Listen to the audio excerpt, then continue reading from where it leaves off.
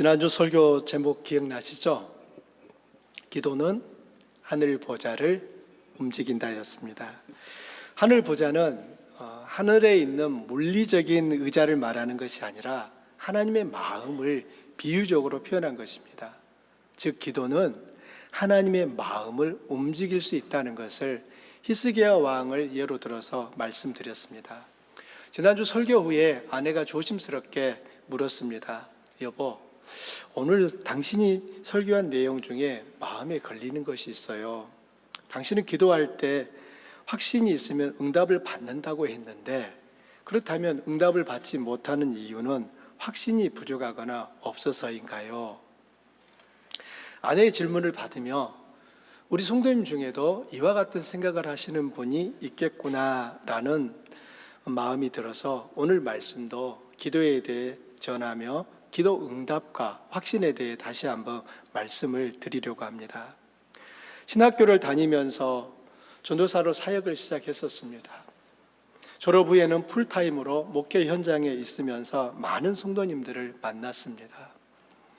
목회를 잘하는 목사님들을 보면 그 비결이 무엇일까 궁금했고요. 승리하는 삶을 사는 성도들을 보면 그 비결이 무엇일까 알고 싶었습니다. 그리고 제가 내린 결론은 기도였습니다. 안정되고 능력 있는 목회를 하시는 목사님들과 어려울 때나 기쁠 때나 늘 감사하며 신앙생활 하시는 성도님들의 공통점은 기도하는 일에 많은 시간과 힘을 쏟는다는 것입니다. 즉 하나님의 은혜를 구하는 일에 중단이 없더라는 거예요.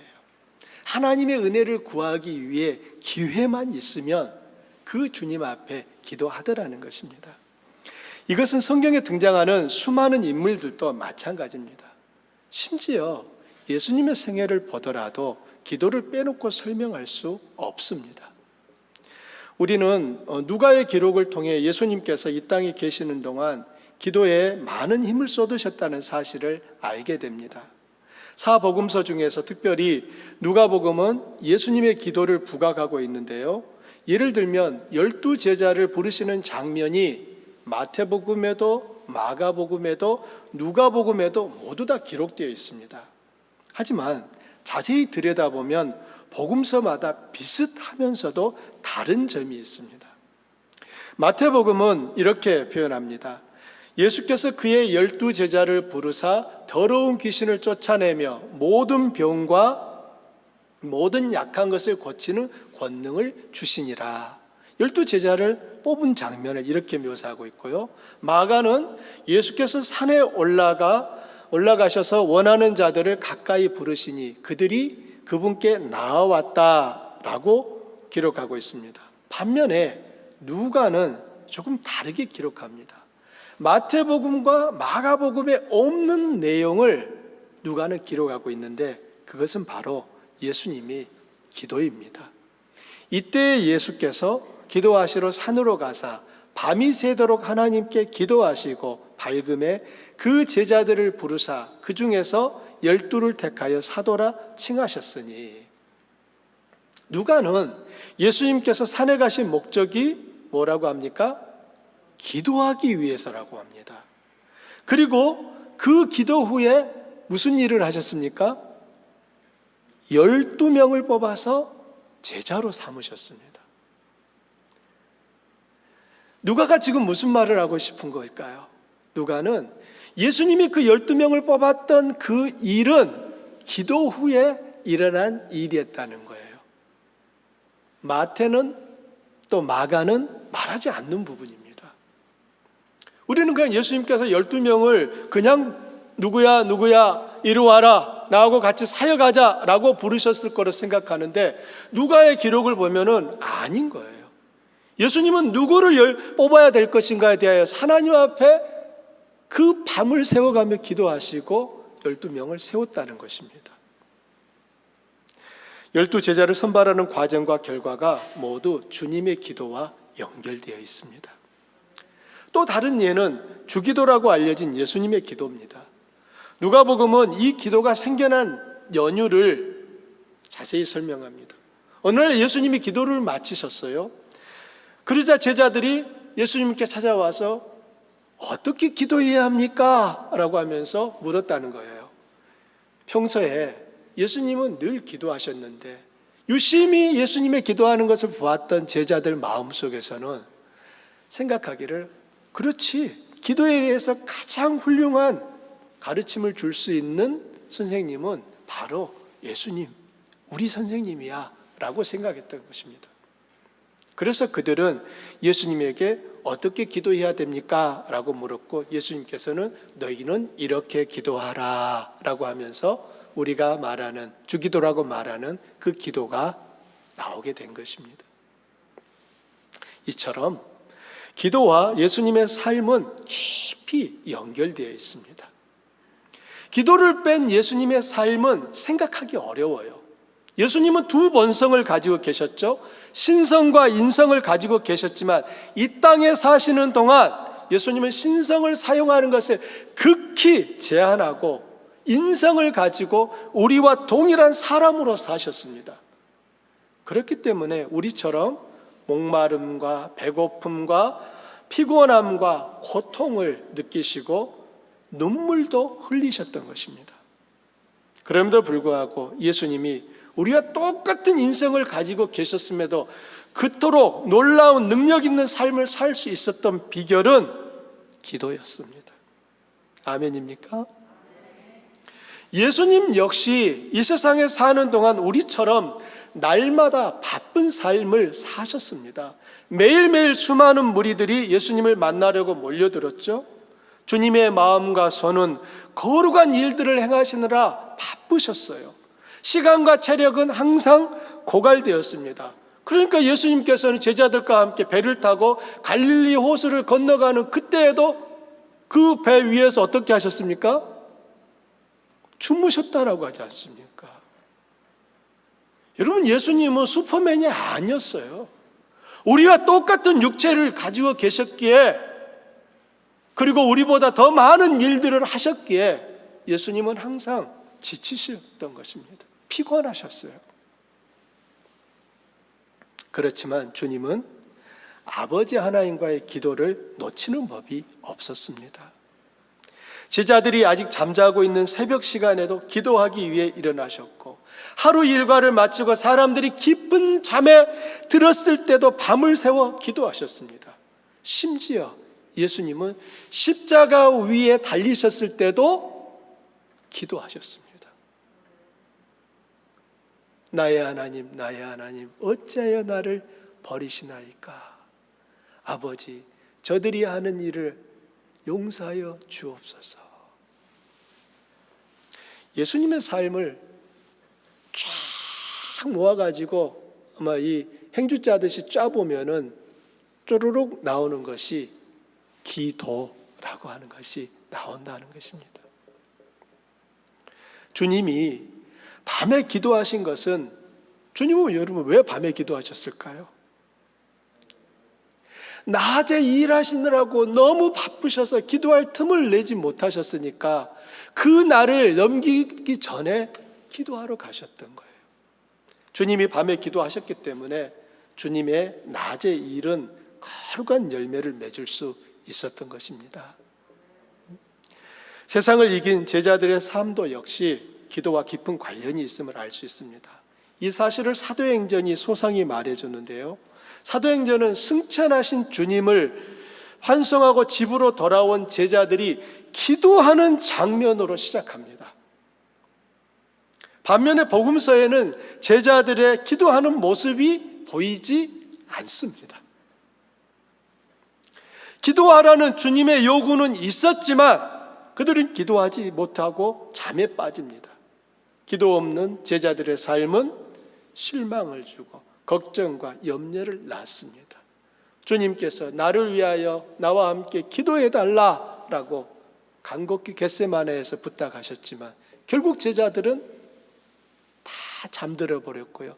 잠들었던 그 제자들은 주님을 잡으러 온 사람들을 보았을 때 주님을 버리고 다 주랭랑을 쳐버리지 않았습니까? 그런데 사도행전에 나타나는 제자들의 모습은 틈만 나면 기도합니다. 그로 인해 놀라운 일들이 나타납니다. 세상과 사명에 대해서는 관심도 없고 무력하며 자기의 영광만 추구하던 제자들이 바뀌었습니다.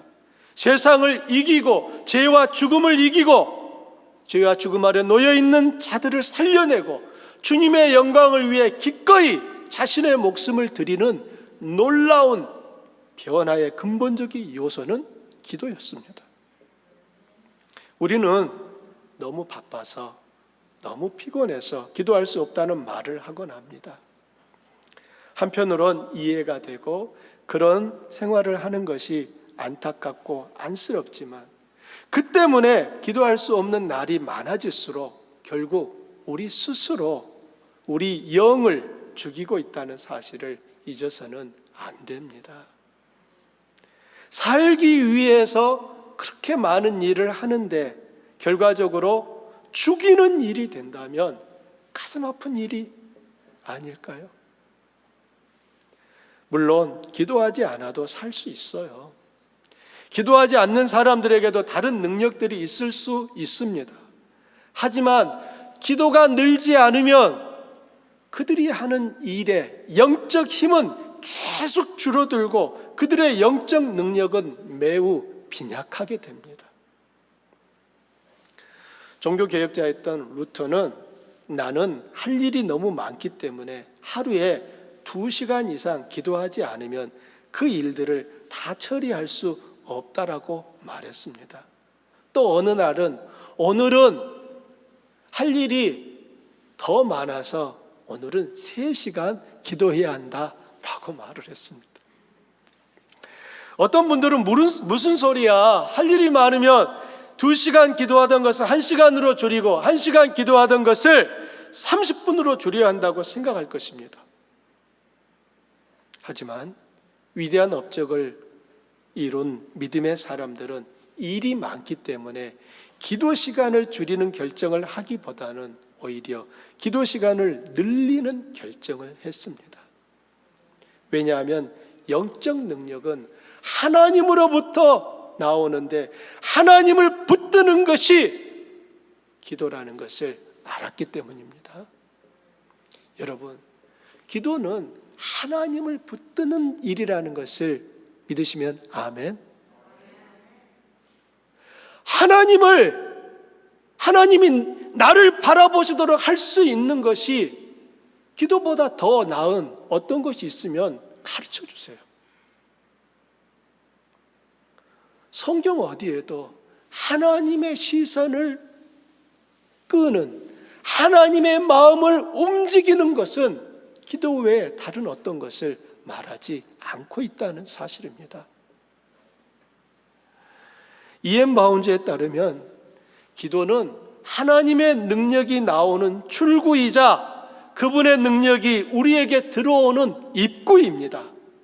따라서 기도에 힘쓰는 사람은 성공할 수밖에 없습니다.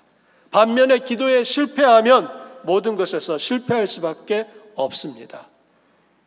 여러분, 저를 따라 한번 해보세요. 기도에 힘쓰는 사람은 성공할 수밖에 없다. 기도에 힘쓰는 사람은 성공할 수밖에 없다. 기도에 실패하면 모든 것에서 실패한다. 아멘. 우리가 올 한 해 동안 마음에 새기셔야 될 문구예요. 기도에 성공하면 올 한 해 동안 나의 삶은 이미 성공한 삶을 사실 거예요. 그러나 기도에 실패하면 아직 살지 않았지만 그 삶은 실패할 수밖에 없게 되는 것입니다. 기도가 이처럼 하나님의 능력이 나오는 출구이자 그분의 능력이 우리에게 들어오는 입구임에도 불구하고 막상 우리의 현실을 보면 기도에 많은 힘을 쏟는 사람을 찾아보기가 쉽지 않습니다. 기도하고 성경을 읽는 것이 중요하다는 것을 잘 아는 목회자도 성도들도 마찬가지예요. 2017년에 발표된 한국인의 종교생활과 신앙의식조사라고 하는 이 결과에 따르면 개신교인의 하루 평균 기도 시간은 21.5분이고요. 일주일 동안 성경을 읽은 시간은 약 48분입니다. 하루 기준으로 바뀌어보면 약 7분간 성경을 읽은 것입니다. 이에 반해 불교 신자의 경우 기도 시간이 6.8분, 천주교인은 19.1분입니다. 일주일 동안 불경을 읽는 시간은 약 15분이고요. 천주교인은 20분이었습니다. 개신교인이 불교 신자나 천주교인에 비해 아직은 성경을 읽고 기도하는 시간이 많다고 안심할 일이 아닙니다. 주목해야 할 점은 이 시간들이 과거에 비해 눈에 띄게 줄어들고 있다는 것입니다. 1998년 조사 때는 일주일간 성경 읽는 시간이 66분이고 2004년 조사 때는 62분이었습니다. 하루 평균 기도 시간은 조사 때마다 약 3분씩 줄어들었습니다. 2017년 조사로부터 5년이 지난 지금 상황은 개선되었을까요? 오히려 그 반대일 것입니다. 조사 결과의 변동 추세를 비교해 보면 시간이 지날수록 점점 나빠지는 것을 보여주기 때문입니다. 만일 이런 현상이 바뀌지 않고 계속된다면 30년 후에 교회 모습은 지금과 판이하게 달라질 것입니다. 지금의 교회는 지금 존재하지만 30년 후에 존재하지 않는 교회가 많아질 것이고 교회에는 정말 소수의 신자들만 남게 될 것입니다.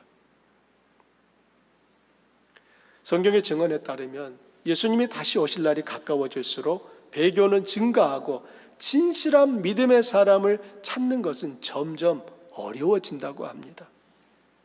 이엔 바운즈 목사님은 경건을 죽이는 가장 확실한 방법은 그것을 한꺼번에 죽이는 것이 아니라 하나씩 죽이는 것이며 경건의 심장을 찔러 경건을 더 확실하게 죽이는 수단은 단검이 아니라 태만이다라고 말합니다.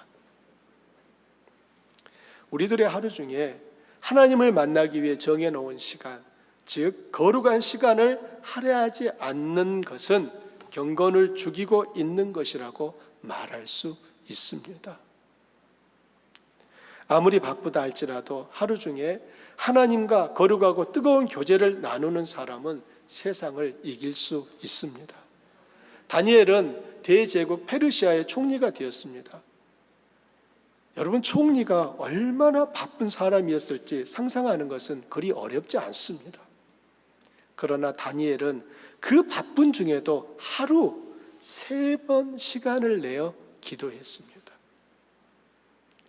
하루 이틀 하고 멈춘 게 아니에요. 다니엘은 그의 일생 동안 하루 3번 기도를 중단하지 않았습니다. 다니엘이 총리로 있는 동안 왕권이 3번이나 바뀌었어요. 왕이 3번 바뀌었다는 거예요. 그중 한 번은 왕조가 바뀌는 큰 변화였습니다. 전혀 다른 왕이 새로 세워진 거예요.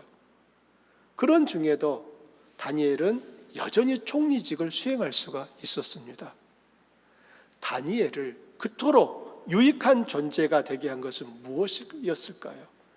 다니엘이 만일 쓸모없다라고 생각되었으면 다음번 왕이 그 다니엘을 계속 총리로 중용했겠습니까? 다니엘이 그토록 유익한 존재가 될 수 있었던 것은 그의 정치적 수완이 아니라 기도였습니다. 믿으시면 아멘. 오늘 본문은 흔히 과부와 재판장의 비유라고 알려진 익숙한 말씀이에요. 기도를 강조할 때 자주 인용되곤 하는데 어떻게 하면 기도 응답을 받을 수 있는가에 초점을 맞추어 설교되곤 합니다. 그러면서 기도 응답을 받는 비결은 끈질기게 포기하지 않고 기도하는 열심이라고 강조하여 응답을 받을 때까지 기도하자고 독려합니다. 본문에는 그렇게 생각할 만한 의미 있는 표현들이 등장합니다. 3절에서 한 과부가 자주 재판장에게 찾아가 자신의 억울함을 호소한 것과 5절에서 불의한 재판장이 과부에 대해서 하는 말이 늘 와서 나를 괴롭게 하리라고 우려하고 있고요. 7절에서는 예수님도 밤낮 부르짖는 자들을 언급하십니다. 여기서 말하는 자주, 늘, 밤낮 이런 표현들은 끈질기게 기도하는 열심을 촉구하는 것으로 이해되곤 합니다. 하지만 본문의 지향점은 어떻게 하면 기도 응답을 받을 수 있는가 보다는 어떻게 하면 항상 기도하고 낙심하지 않을 수 있느냐에 있습니다. 이 둘은 비슷한 것 같지만 사실은 엄청난 차이가 있습니다. 어떻게 하면 기도 응답을 받을 수 있는가에 초점을 맞추면 방법을 얘기하는 것이 되고요. 그 방법은 간절함과 열심이 되지만 어떻게 하면 항상 기도하고 낙심하지 않을 수 있는가에 초점을 맞추면 관계를 말하는 것이고 신뢰의 문제가 되는 것입니다. 본문에서 주님이 제자들에게 가르치고자 한 것은 기도 응답을 받는 방법이 아니라 항상 기도하고 낙심하지 않는 법입니다. 예수님은 비유를 들어서 말씀하셨습니다. 다 함께 1절을 읽어볼까요? 함께 읽어봅니다.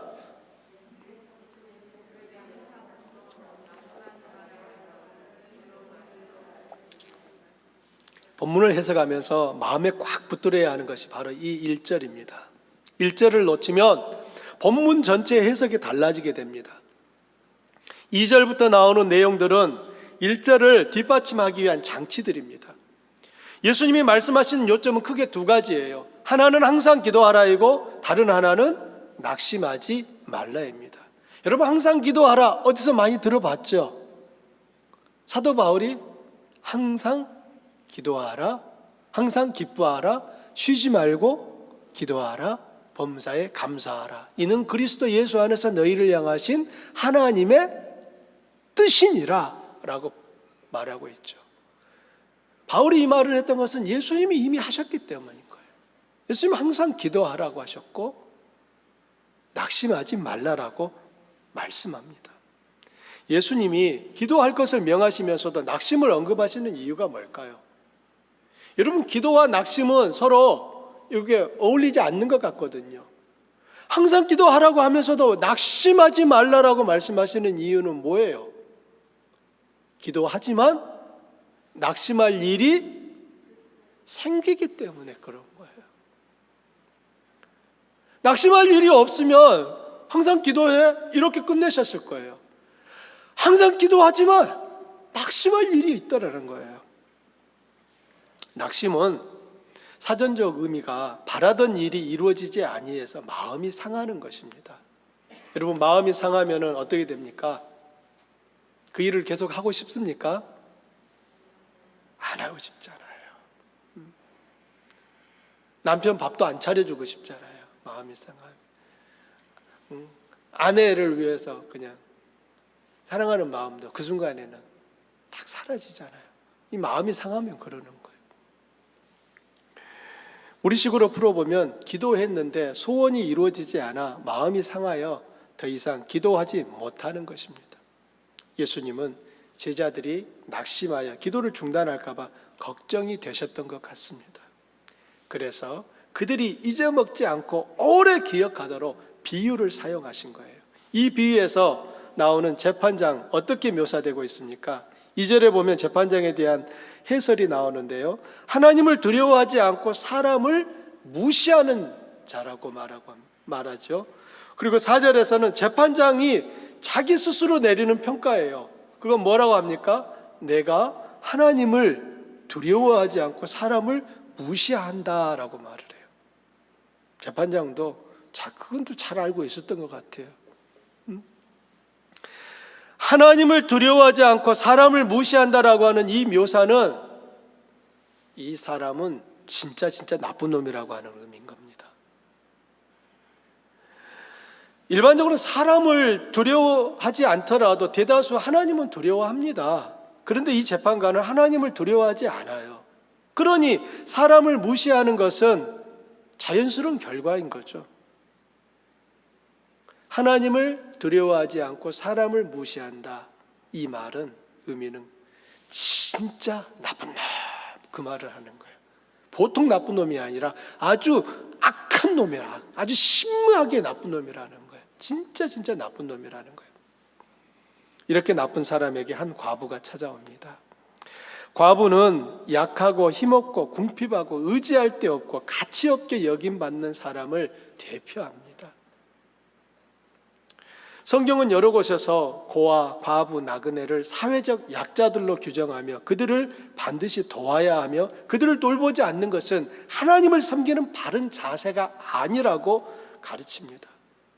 그럼에도 이 재판관은 워낙 나쁜 놈이기 때문에 과부를 고려하지 않았습니다. 그는 과부가 억울함을 풀어달라고 자주 찾아왔지만 듣지 않아요. 하지만 그의 마음에 변화가 생겼습니다. 과부의 억울함을 풀어주기로 한 것입니다.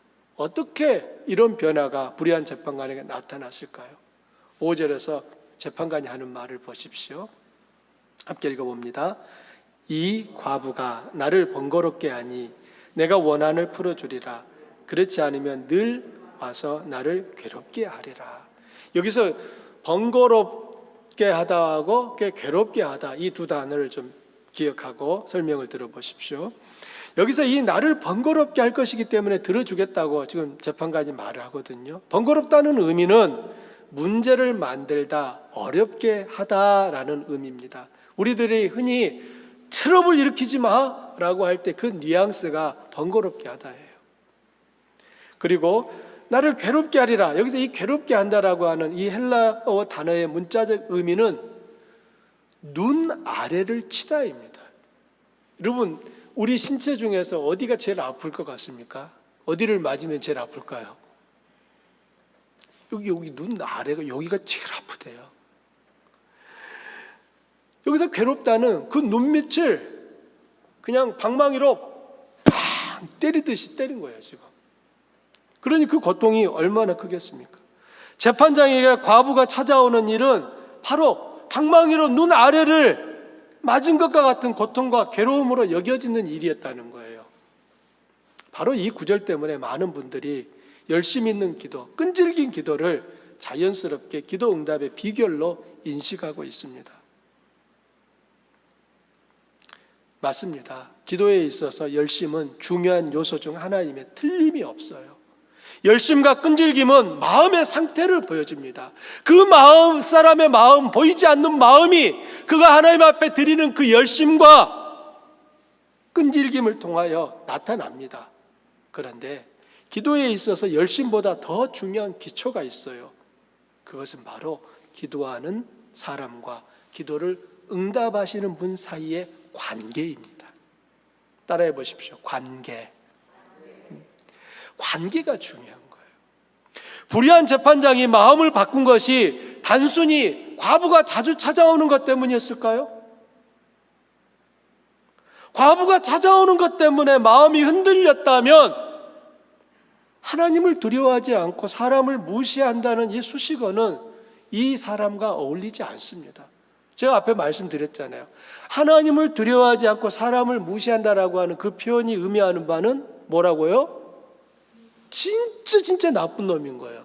그런데 과부가 찾아오는 것 때문에 그냥 들어줬다. 그러면은 이 재판관은 진짜 나쁜 놈이 아닌 거예요, 여러분.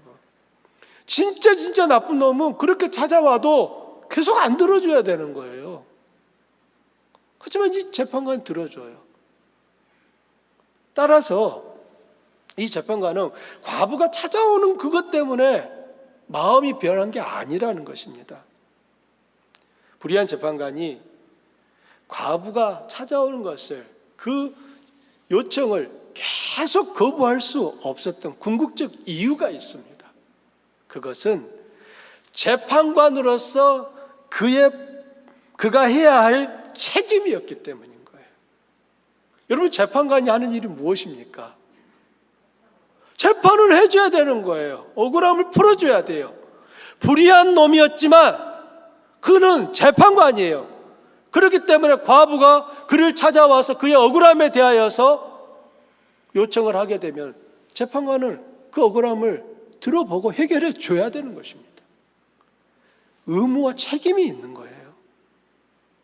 과부가 자주 찾아온 것은 이 불의한 재판관으로 하여금 그의 본분을 일깨우는 동기는 되었을 것입니다. 그러나 궁극적 이유는 아닌 거예요. 불의한 재판관이었지만 자신이 맡은 책임과 의무마저 저버릴 수는 없었던 것입니다. 만일 책임과 의무를 저버리면 어떻게 됩니까? 파직당하겠죠. 그러니까 그게 두려워서 이 재판관은 과부의 청을 들어줬다는 거예요. 전에 함께 사역했던 사모님으로부터 들은 이야기입니다. 그분의 여동생이 간암 선고를 받았습니다.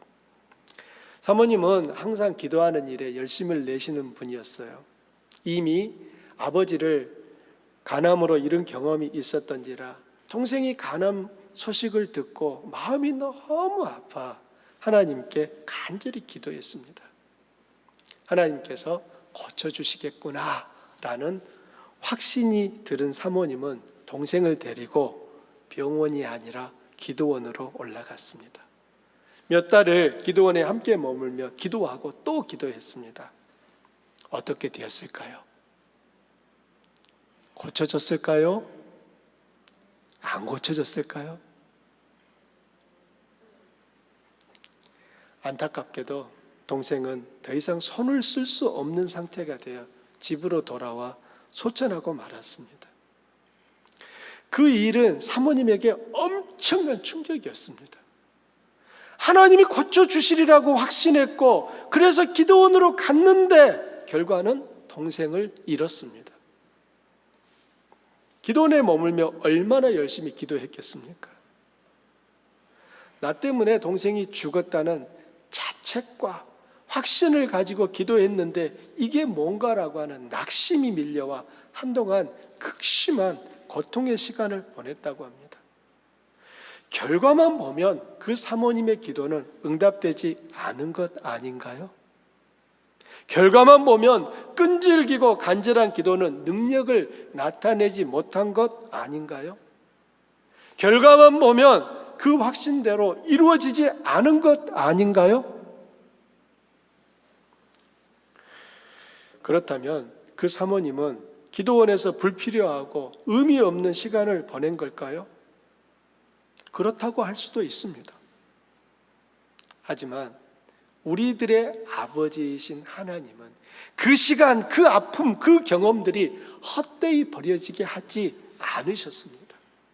이 일은 사모님의 목회에서 잊을 수 없는 중요한 경험이 되어 수많은 성도들을 상담하고 세우는 귀한 자양분이 되었습니다. 지금 사모님이 섬기는 교회는 광주에서 아주 건강하고 부흥하는 교회로 좋은 소문이 나고 있습니다. 기도에 있어서 우리의 확신과 응답은 절대적이라고 할 수는 없습니다. 사모님의 경험이나 우리의 경험 안에서 확신대로 되지 않은 응답들이 너무나 많은 것을 보지 않습니까? 따라서 확신이 우리가 소원하는 바를 이루어내는 원인이라고 생각해서는 안 됩니다. 기도 응답은 우리의 확신에 달린 것이 아니라 전적으로 하나님의 뜻에 있습니다. 우리가 확신하는 것은 우리의 기도를 받으시고 들으시고 보신다는 거예요. 이것을 확신을 하지 못하면 우리의 기도는 약한 기도가 되고 낭비되는 기도가 됩니다. 이 사실을 확신하지 못하면 우리는 기도할 힘을 잃고 말아요. 하나님이 내 기도를 듣고 계시고 기도하는 나를 보고 계시고 그 하나님이 응답하실 수 있는 분이라고 하는 그 사실 자체를 확신하지 못한다면 어떻게 기도할 수 있습니까? 기도는 응답을 목적으로 하는데 내 기도를 하나님께서 들으시고 보신다는 믿음이 없으면 항상 기도하는 것은 어렵습니다. 우리는 응답의 확신을 가지고 기도합니다. 하지만 그 응답의 내용은 세 가지입니다. Yes, No, Wait이에요. Yes뿐만 아니라 No와 Wait도 응답이라는 확신을 가져야 합니다. Yes만 하나님이 응답하신 거고 No와 Wait은 하나님 응답하시지 않은 거라고 생각하시면 그건 잘못 생각하시는 거예요. Yes만 하나님의 뜻일까요? 아닙니다. 거절도 보류도 하나님의 뜻입니다. 즉 yes, no, way 모두 하나님의 뜻인 거예요. 그러면 하나님이 우리의 기도에 거절하시고 보류하는 이유가 뭘까요? 하나님은 우리가 거룩해지기를 원하시기 때문입니다. 하나님을 바라보며 그분 앞에 멈춰 서 있는 그 시간을 통해 우리는 하나님의 마음을 알아가고 하나님을 닮게 됩니다. 우리 편에서 기도하는 목적은 응답이지만 하나님 편에서 응답하시는 목적은 우리의 거룩인 것입니다. 하나님은 거절과 보류와 승인을 통해 우리를 거룩하게 하십니다. 그 일이 지금 바로 예스함으로 우리가 더 거룩해지는 일이라면 하나님 예스 하셔요. 그러나 지금보다는 노가 우리를 더 거룩해 하게 하는 길이라면 노 하실 거고, 웨이시 그 길이라면 하나님 웨이도 하시는 거예요. 승인도 거절도 보류도 모두 다 하나님께서 우리에게 응답하시는 답입니다. 아멘. 따라서 우리는 응답의 확신을 가지고 기도해야 하지만 응답의 내용은 하나님이 결정하시도록 하는 것이 올바른 기도인 거예요. 내가 내밀면 항상 하나님은 예스만 해야 된다면, 여러분 그분이 하나님입니까? 내가 하나님입니까? 사실 그렇잖아요. 여러분 하나님은 예스맨이 아니셔요. 하나님은 우리를 거룩하게 하기를 원하시는 창조주십니다. 예수님은 이 비유에서 불의한 재판장과 하나님을 대조시킵니다. 그리고 과부와 택하신 자들을 대조해요. 6절과 7절을 우리 함께 읽어봅니다. 주께서 또 이르시되 불의한 재판관이 말한 것을 들으라. 하물며 하나님께서 그 밤낮 부르짖는 택하신 자들의 원한을 풀어주지 아니하시겠느냐? 그들에게 오래 참으시겠느냐? 여러분 지금 하나님이 응답하신다는 거예요? 안 하신다는 거예요? 하신다는 거예요. 그러면서 지금 예수님이 뭘 말했냐면은 불의한 재판관이 과부가 자주 찾아와서 번거롭게 하고 과부의 요청을 들어주는 것이 자신의 책임과 의무이기 때문에 그녀의 억울함을 풀어주었다면, 하물며 불의한 재판관과는 비교할 수 없이 자비롭고 의로우신 하나님께서 사랑하는 자녀들의 요청을 풀어주는 것은 당연하지 않겠느냐라는 말인 것입니다. 여기서 우리가 주목해야 할 단어는 7절의 하물며예요. 하물며. 불의한 재판관이 그렇게 하는데 하물며 하나님이 그렇게 안 하시겠느냐 라고 물으시는 겁니다. 하나님 응답하시는 이유는 그분은 불의한 재판관과 근본적으로 다르신 분이에요. 여러분 불의한 재판관은 어쩔 수 없어가지고 했지만 하나님은 자원하여 하시는 분이십니다. 왜요? 하나님 그분의 속성이 사랑이시기 때문인 거예요. 하나님이 사랑이시기 때문에 눈물을 흘리는 자, 아파하는 자, 신음하는 자, 그들을 그냥 못 본 채 하고 지나치지 못하시는 것입니다. 하나님이 응답하시는 또 하나의 이유는 그분에게 우리들은 택하신 자들, 즉 자녀들이기 때문입니다. 어제 둘째가 학교로 돌아갔습니다. 내심 용돈을 받아서 가고 싶어 하는 것 같아요. 하지만 드러내놓고 용돈을 달라고 하지는 못해요. 자, 부모인 저와 제 아내가 그 눈치를, 그 속을 알겠습니까? 알까요? 모를까요? 알죠. 자, 저희가 줬을까요? 안 줬을까요? 제가 텍스 내려고 뭐 하는 것을 빼가지고 줬어요. 텍스 내야 될 거 줬어요. 왜요? 제가 아버지니까. 그놈은 그것이 택스인지 아닌지 모르고 그냥 고맙습니다 하고 갔지만 아버지이기 때문에 저는 걔한테 줘서 보내야 되는 거예요. 이게 저만의 경험입니까? 응? 여러분 부모이니까 너무 잘 아시잖아요. 응? 과부는 도움받을 의지할 만한 사람이 아무도 없었지만 우리는 과부와 달리 하나님의 사랑의 눈길이 멈추지 않는 자녀들임을 믿으시기 바랍니다. 그러므로 아프면 아프다고 기도하고요. 힘들면 힘들다고 기도하십시오. 아픈데도 아프지 않은 척, 힘든데도 괜찮은 척 하지 마시고 말씀하세요. 하나님은 무엇이든 이룰 수 있는 분이고 무슨 일이든 하실 수 있는 전능한 분임을 잊지 마시기 바랍니다. 하나님은 우리들이 하나님 앞에 요만한 것을 요구하는 것을 기뻐하시겠습니까? 하나님은 이따만한 것을 요구하는 것을 기뻐하시겠습니까? 이따만한. 왜요? 하나님이 이따만한 것을 해줄 수 있는 분이라는 것을 믿고 알고 있는 것이 즐거우신 거예요. 그래서 하나님도 뭐라고 하십니까? 내 입을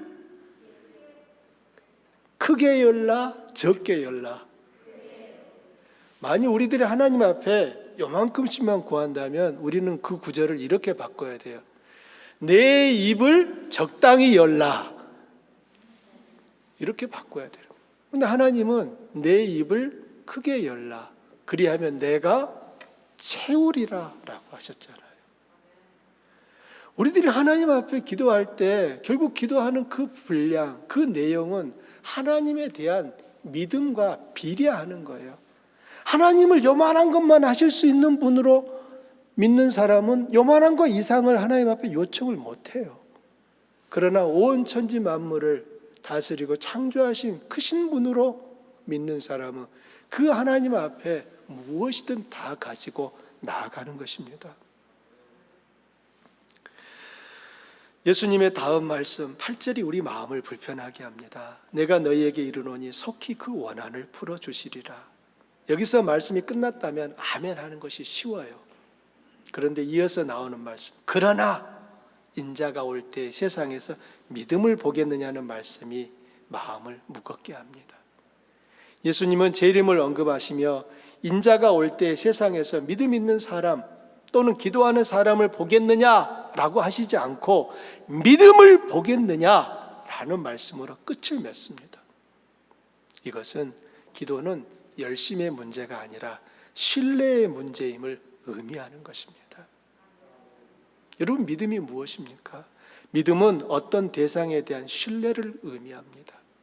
대상과 아무런 관계가 없으면 대상을 알지 못하고요. 대상을 알지 못하면 신뢰는 형성되지 않습니다. 내가 저 사람 만난 적도 없어요. 개인적으로 만난 적 없어요. 하지만 그 사람의 이름은 알아요. 그렇다고 해서 내가 저 사람 알아 이렇게 말할 수 있습니까? 그건 모르는 거예요. 안다라고 하는 것은 지난번에 말씀드린 것처럼 성경에서 안다라고 하는 표현은 남녀가 육체적 경험을 통해서 많이 알 수 있는 그 내밀한 부분을 안다라고 하는 표현이 담고 있는 것입니다. 하나님은 우리와 친밀하기를 원하시는 거예요. 우리가 하나님을 더 깊이 알면 알수록 우리는 하나님 앞에 기도하는 것이 강력해지게 되는 겁니다. 주님께서 믿음을 보겠느냐, 이것은 하나님 그분이 어떤 분이신지 알고 그분이 하시는 일을 신뢰하는 그 믿음, 그 관계, 그것을 보겠느냐. 그것 때문에 그 하나님을 바라보고 있는 사람을 보겠느냐라고 하는 말인 것입니다. 기도할 때 우리들이 꼭 붙들어야 하는 것은 하나님과 우리는 부자지간, 부녀지간이라는 것을 여러분 확 기억하셔야 됩니다. 그분과 우리는 아버지와 자녀인 거예요. 여러분, 그 증거가 뭐죠? 우리가 하나님을 어떻게 부릅니까? 아버지라고. 여러분, 하나님을 아버지라고 부르면 하나님에게 있어서 아버지라고 부르는 그 대상은 누굽니까? 자녀인 거잖아요. 자녀잖아요. 자녀. 기도할 때 여러분 마음에 분명하게 붙잡으는 거예요. 아버지 할 때 그분이 또 아버지 하나님 하잖아요. 그분은 내게 있어서 하나님이시고 아버지신 거예요. 그렇기 때문에 내가 하는 그 기도에 대하여 확신을 가지고 기도할 수 있게 되는 것입니다. 또한 우리들이 붙들어야 될 것은 우리들의 아버지는 아주 작은 쪼잔한 아버지가 아니라는 거예요. 천지를 만드신 전능하신 전지하신 능력 있는 긍휼과 은혜가 많으신, 그러면서도 우리의 기도에 신음에 귀 기울이시고 들으시고 응답하시고 우리가 울 때 함께 슬퍼하시며 눈물을 닦아주시는 분이라는 것을 확신하시라는 겁니다. 이 사실을 믿는 사람은 항상 기도하고 낙심하지 않을 수 있습니다. 사랑하는 우리 주안의 가족 여러분, 올 한 해 동안 우리들이 기도할 때 붙들어야 될 것은 바로 이거예요. 주님은 우리에게 항상 기도하고 낙심하지 말아라 라고 요청하십니다. 항상 기도하고 낙심하지 않을 수 있는 바로 그 비밀은 하나님 그분과 우리의 사이가 어떤 사이인지, 어떤 관계인지, 그 하나님이 어떤 능력을 가지신 분인지 우리들이 믿을 때, 확신할 때 우리는 기도할 수 있게 되는 것입니다. 말씀의 결론입니다. 우리는 새해를 시작하며 한 주간 6.16 운동에 동참했습니다. 어제로 6.16 운동은 끝났지만 우리의 경건 생활은 계속되어야 합니다. 6.16 운동 한 번으로 1년을 살 수는 없어요. 6.16 운동은 1년을 살아낼 수 있는 한 바가지의 마중물입니다. 우리는 은혜의 펌프에 한 바가지의 마중물을 부은 것입니다. 이제 우리가 할 일은 멈추지 않고 영적 펌프질을 하는 거예요.